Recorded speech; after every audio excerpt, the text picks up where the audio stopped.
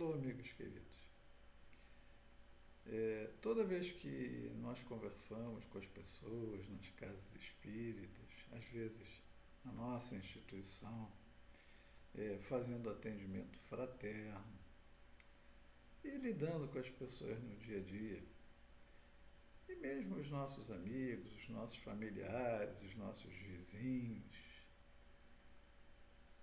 a gente sabe, né, colegas de trabalho, que o ser humano ainda, é, apesar da ciência dizer que o homem é um animal racional, a verdade é que um dia o homem será um animal racional.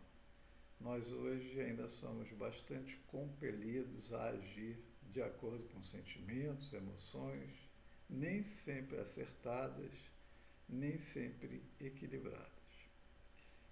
Existe um livro de um chinês, Lin Yutang, A Importância de Viver, que ele diz que o homem diz ou pensa que é um ser racional, mas que toma as principais decisões da sua vida, em geral, pela emoção e nem sempre com muita lógica. E essa área psicológica é uma área que cai muito fundo no meu coração, porque nós precisamos exatamente desse consolo, desse entendimento, para viver mais feliz, para que a gente possa viver de uma forma mais equilibrada, mais tranquila. Tem dois espíritos que eu já mencionei diversas vezes que trabalham muito bem a área psicológica. A nossa querida Joana de Ângeles, né, que é uma das personalidades da nossa benfeitora Clara de Assis, tem um acervo grande através do médium Divaldo Pereira Franco, na sua série psicológica, onde, através de uns 20 livros aproximadamente, ela trabalha a questão dos sentimentos, das emoções, da questão psicológica em todos os detalhes. E, obviamente, eu recomendo a leitura dessa série, porque ela traz muita ajuda, muito esclarecimento, com uma proposta assim, racional, amorosa, à luz da doutrina espírita. A psicologia, considerando o ser integral, que não se limita ao corpo físico, mas ao ser integral, individualidade, que quando nasce já traz um acervo grande de informações, de sentimentos, alguns bem, outros muito mal ainda resolvidos, e ela trabalha isso muito bem. Existe um outro espírito que nós gostamos muito, pela sua maneira objetiva, moderna, prática, de tratar as questões psicológicas, que é o espírito Hamed, psicografado pelo médium Francisco do Espírito Santo Neto em diversas obras. E numa das obras de Hamed diz para nós que em matéria de amor somos todos aprendizes. E isso é de uma verdade, e a gente precisa entender isso, né? Porque todo o processo de relacionamento se inicia a partir do indivíduo. O indivíduo que se conhece, o indivíduo que se respeita, o indivíduo que se ama, cada vez mais está capacitado a também compreender, se relacionar e amar o seu semelhante. Então, em matéria de amor, somos todos aprendizes. E aí a gente confunde, e Remédio ele diz para nós o seguinte, né, que aqui no nosso dia a dia, os indivíduos em sua maioria, né, conceitou o amor dentro de uma coisa assim muito romântica. Não que o romance seja errado, que o carinho que a gente sente por uma pessoa seja errado. Mas as pessoas muitas vezes estão movidas por impulsos, por paixões. Paixão é uma coisa que dá e passa, né? Já diz o ditado popular, né? aquela paixão desenfreada por aquela pessoa termina na hora que passa outra. E aí o interesse migra para o outro lado. Não necessariamente a outra é mais bonita, a outra é mais inteligente. Os motivos são os mais variados. Mas ele diz, né, que nós, ingenuamente, chamamos isso de amor. E aí a gente vê aquelas cenas de casamentos, grandes festas, juras eternas, é, todo aquele todo aquele cerimonial, 42 padrinhos e madrinhas para cada lado, todo mundo com aquelas roupas que não são as nossas, mas eu não sei porquê, entendeu? No fundo, parece que aquilo é para coroar um amor. É óbvio que muitas vezes assim o é. E aí, né, dentro daquela perspectiva da família, o casamento. Eu não estou dizendo que o casamento não é importante, ao contrário, a doutrina espírita diz, Kardec, quando pergunta aos espíritos superiores o que representaria para a humanidade se afrouxássemos ou negligenciássemos o conceito de casamento, ele disse que isso resultaria num recrudescimento do egoísmo, porque quando nós moramos juntos, quando nós vivemos juntos, nós aprendemos a amar através, às vezes, do silêncio, da renúncia, da tolerância, da transigência, do respeito, coisas que muitas vezes precisamos aprender exatamente nessa relação. E, obviamente, quando um casal começa, né, tem a ideia do casamento, a festa, o romance, né, as perspectivas de viagem, de trabalho, as universidades, a família, os filhos, tudo isso faz parte, e eu não estou dizendo que é errado. O automóvel, o primeiro automóvel, o diploma, a casa própria. E aí, tudo isso é confundido com um cenário de amor. Agora, quando chega no dia a dia da realidade, logo depois da festa e da lua de mel, nem sempre a realidade se traduz dessa maneira, né? E aqui, aquele amor idealizado, né, daquela união que é dita como perfeita, foram feitos um para o outro. Tá bom, tá tudo bem. Aí começa o dia a dia.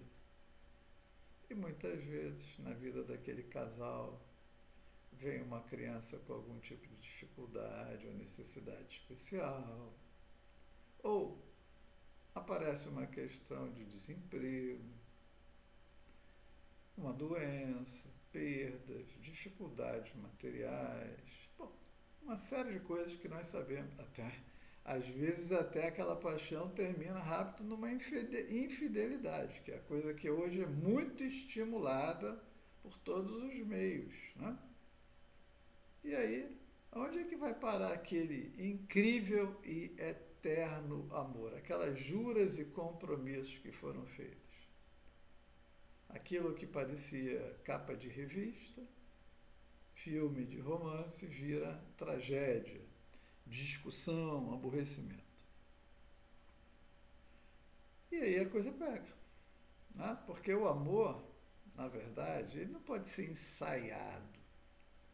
Ele precisa ser vivido. Então o Espírito Hamed, ele diz o seguinte, né? O amor está na naturalidade da vida de cada um. É uma capacidade a ser desenvolvida como a inteligência. Infelizmente, o amor ele não chega pronto, esperando simplesmente que alguém apareça para ele aflorar. Não é assim que funciona.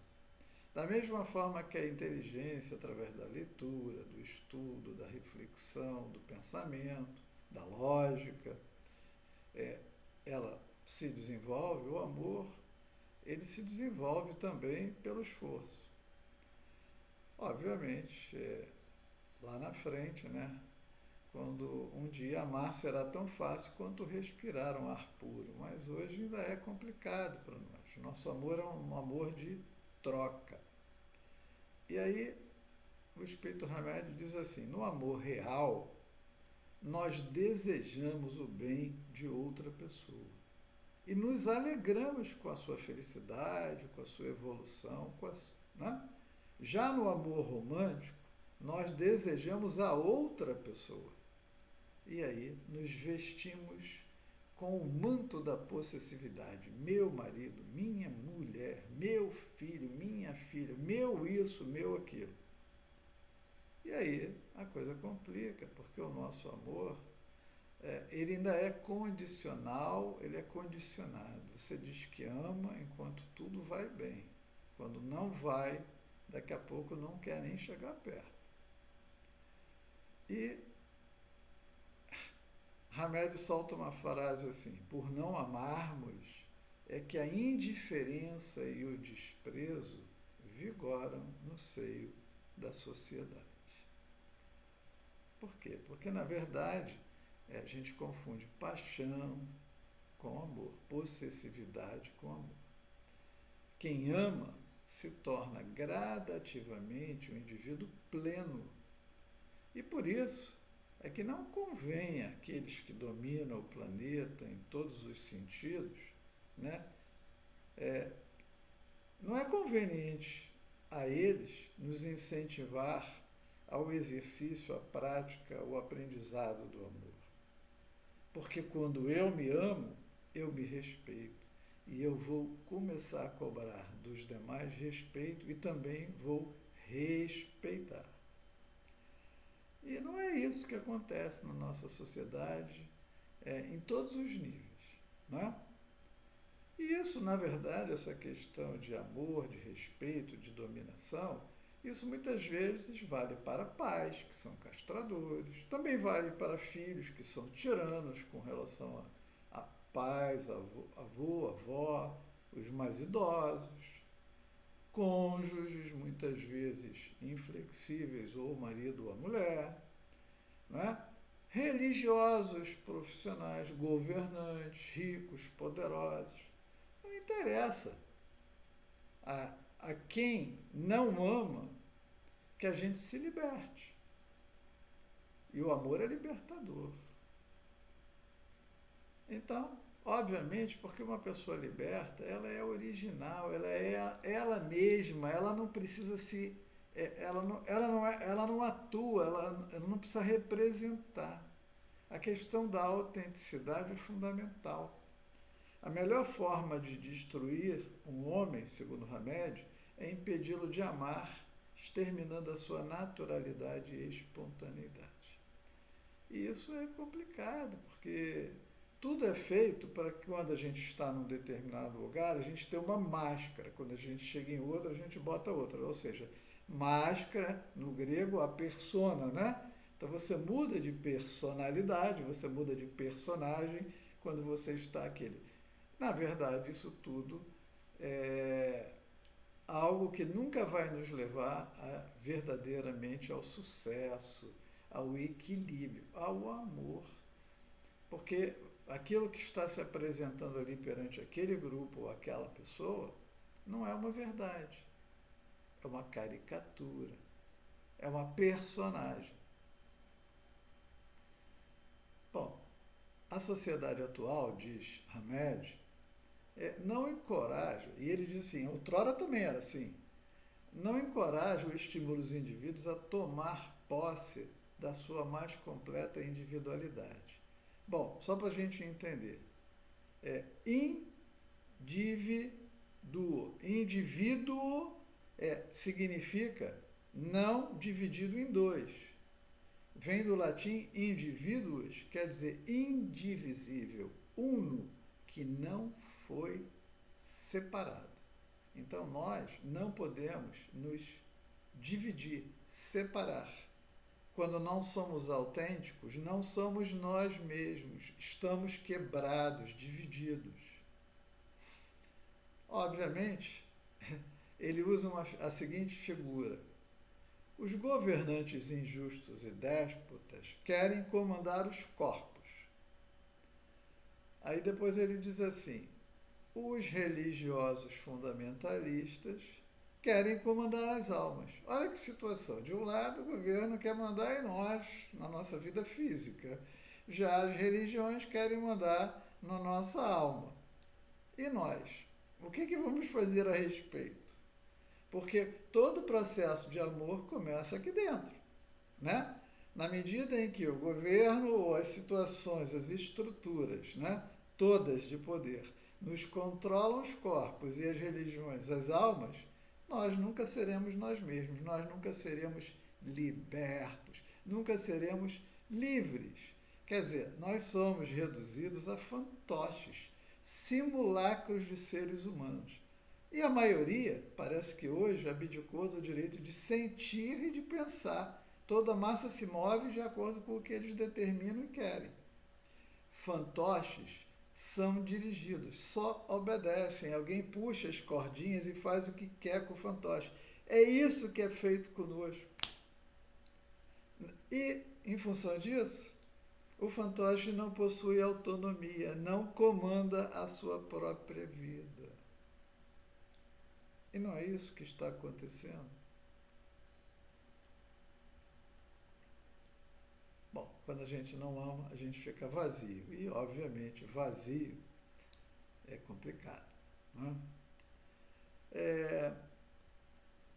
Quando a humanidade aprender a amar, todos nós nos reuniremos em torno de uma só religião, o amor. Aliás, Allan Kardec diz para nós que a religião do futuro é a fraternidade, né? Que é a expressão fantástica do amor a partir do momento que todos nós víssemos os outros semelhantes, qualquer um como um irmão, como uma irmã, independentemente de religião, sexo, cor, nacionalidade, opções, de qualquer tipo ou ordem.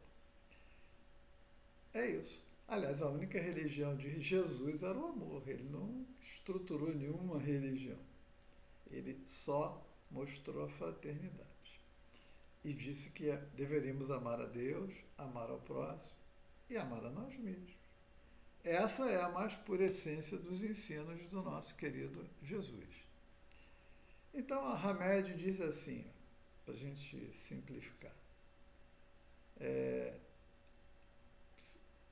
Se a gente fosse analisar certos aspectos daquilo que as pessoas dizem que é amor, né? Por exemplo, tem pessoas que às vezes se casam, né, para ostentar alguém do seu lado, pela beleza, pela riqueza, por alguma outra característica.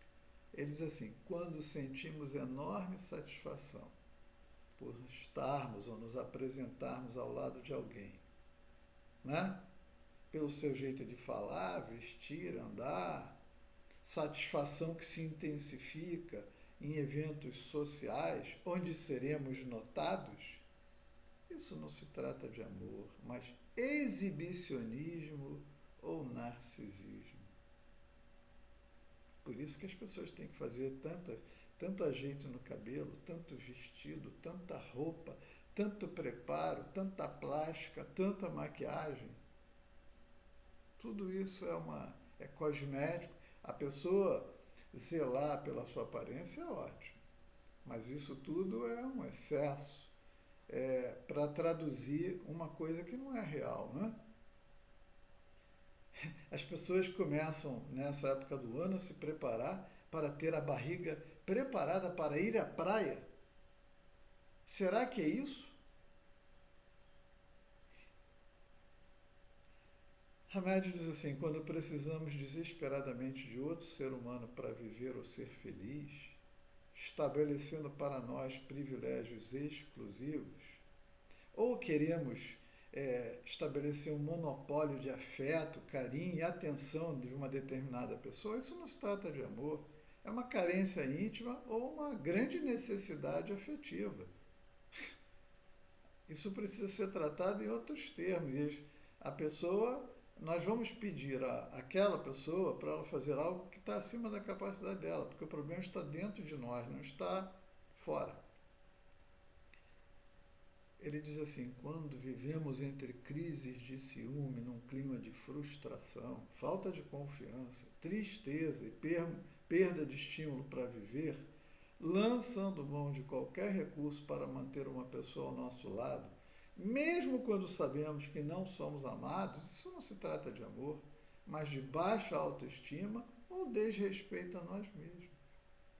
E tem muita gente vivendo assim. Quando acreditamos que nossa existência perderá o sentido e não suportaremos viver sozinhos sem a presença do outro, reclamando insistentemente a presença de alguém ao nosso lado para que possamos nos livrar da insegurança ou da instabilidade emocional, isso não se trata de amor, mas de dependência ou apego compulsivo. Todos nós conhecemos muita gente que é assim, não é? Quando achamos que devemos ter controle absoluto sobre outro ser humano, não respeitando nada e nem ninguém, dominando sua vida e acreditando que ele deva ter os mesmos objetivos, vontades e interesses, isso não se trata de amor, mas de possessividade ou de egoísmo. Aí ele ainda traz um outro caso muito, muito comum. Quando discutimos com frequência, por motivos banais, e nos hostilizamos mutuamente, vivendo entre crises temperamentais e falta de compreensão, sempre naquelas discussões, réplica, tréplicas, ofensas, para compensar a insatisfação afetiva ou a insaciabilidade sexual, isso não se trata de amor, mas de paixão ou simples desejo. Então, fica claro, né, por esses diversos exemplos aqui, que não são todos, né, que a coisa tem sido estruturada, aquilo que nas relações humanas, nas relações conjugais se chama de amor, isso está muito mal resolvido, né, pessoal? Então, ele no final, ele diz assim, ó, dando algumas dicas para a gente fechar o nosso tema. Algumas notas importantes para todos aqueles que pretendem cultivar o amor pleno. Então vamos lá. Respeitar o valor das diferenças pessoais. Eu me respeito, eu te respeito. Eu tenho minhas maneiras de ser, você tem as suas. Vamos tentar, mas precisa haver respeito. Evitar atitudes de possessividade afetiva. Apesar de duas pessoas viverem juntas, são duas individualidades com pensamentos, direitos pessoais, íntimos próprios. É óbvio que quando duas pessoas vivem juntas por longo tempo, elas vão, pouco a pouco, alcançar ou definir objetivos comuns, mas a individualidade jamais se perderá e é natural que até o final da existência ambos tenham objetivos, alguns pessoais, diferentes um do outro. Isso precisa ser respeitado. E quando existe possessividade afetiva, a pessoa acha que tem que fazer tudo junto. Não, não necessariamente, de forma nenhuma. É muito agradável quando você pode e faz coisas juntas, mas isso não impede que... Por exemplo, eu gosto muito de música. A minha mulher também, mas ela não está disposta, por exemplo, a ficar horas dentro de um estúdio, de um ensaio com os meus amigos, porque ela tem outros gostos, assim como tem coisas que ela gosta. Então é natural que nesses momentos eu tenho algumas horas para mim e ela tem algumas horas para ela. Isso é plenamente lógico, racional e desejável. Terceiro aspecto que ele coloca aqui, né, para que a gente aprenda a amar. A admitir que todos estamos sujeitos ao erro. Não é? Da mesma forma que nós precisamos ser desculpados pelos nossos deslizes, pelas nossas falhas, o outro também. Quando eu digo o outro, eu não digo só o cônjuge, eu digo o filho, eu digo a mãe, eu digo o pai, o amigo, o vizinho, o colega de trabalho, companheiro da casa espírita, da religião que a pessoa professar, assim por diante. abandonar a ideia de ser compreendido em tudo. Claro, se eu quero ser entendido. Jesus não foi unanimidade, como é que eu posso ser? Aí se alguém faz uma crítica, eu já fiquei aborrecido, não gosto mais, não amo mais, não quero mais ver. É assim? Mas é assim que as pessoas agem. Coisa muito importante para estabelecer uma relação de amor e sinceridade com alguém. Assumir a responsabilidade pelos atos que praticar. Nós ainda somos bastante infantis e imaturos, no sentido de que quando fazemos alguma coisa equivocada, nós queremos transferir a culpa para alguém. Isso é infantil, mas é assim que tem funcionado. Raras são as pessoas que têm a dignidade, a maturidade de dizer, olha só, eu cometi um erro, me desculpe, eu errei. Vou me esforçar para que isso não se repita.